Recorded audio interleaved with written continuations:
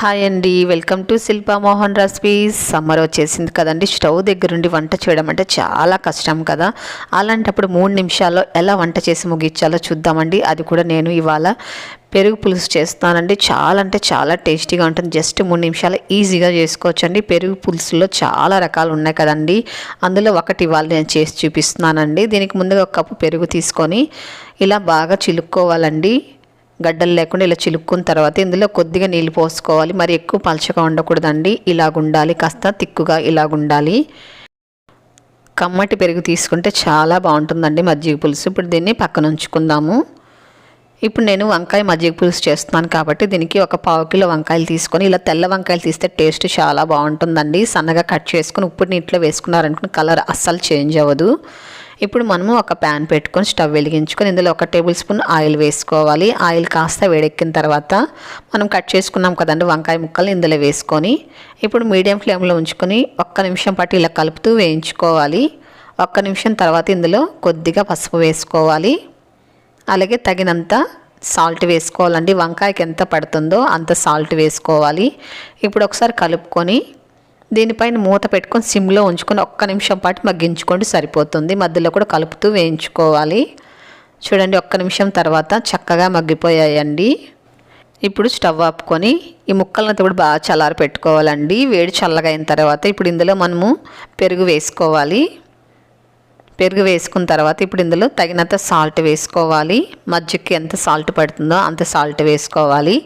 అలాగే ఉల్లిపాయ ముక్కలండి ఇలా సన్న కట్ చేసుకొని వేసుకోవాలి. పచ్చివే వేసుకోవాలండి ఇందులో. ఇదంతా కూడా ఒకసారి కలుపుకొని ఇప్పుడు దీన్ని పక్కన ఉంచుకుందాము.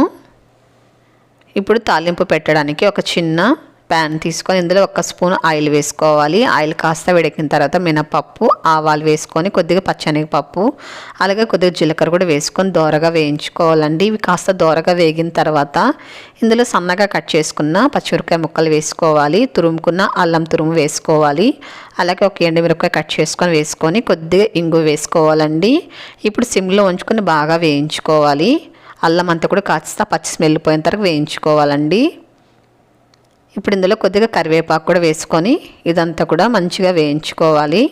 ఇది వేయించేటప్పుడు మంచి ఫ్లేవర్ వస్తుందండి. చాలా సువాసనగా ఉంటుంది. ఇప్పుడు స్టవ్ ఆపేసుకుందామండి. ఇది వెంటనే వేయకుండా కాస్త చల్లగా అయిన తర్వాత వేసుకోవాలి. కాస్త గోరువెచ్చగుండేటప్పుడు వేసుకుంటే సరిపోతుందండి. అలాగే మీకు కాస్త కలర్ఫుల్గా కావాలన్నట్లయితే మీరు తాలింపు పెడతారు కదండి, అప్పుడు కావాలంటే కూడా 1 చిటికెడు పసుపు వేసుకోవచ్చు అండి. నేనైతే చిటికెడు పసుపు వేసాను, అది మిస్ అయిపోయిందండి క్లిప్ అనేది. ఇప్పుడు ఇందులో సన్నగా కట్ చేసుకున్న కొత్తిమీరని వేసుకొని ఒకసారి కలుపుకోవాలండి. ఇదంతా కలుపుకున్న తర్వాత సాల్ట్ కాస్త తక్కువ అయితే కూడా వేసుకోవచ్చు. ఇప్పుడు సర్వింగ్ బౌల్లోకి తీసేసుకుందాము. చూడండి ఎంత కలర్ఫుల్గా ఉందో, చాలా ఎమ్మీగా ఉంటుందండి.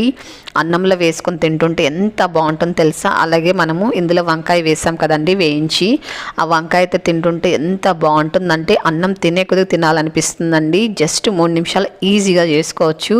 చపాతీతో కూడా తినచ్చండి, బాగుంటుంది. చూసారు కదండి సింపుల్గా ఈ సమ్మర్లో ఎలా ఈజీగా మన వంట ముగించాలో. మీకు నచ్చిందా?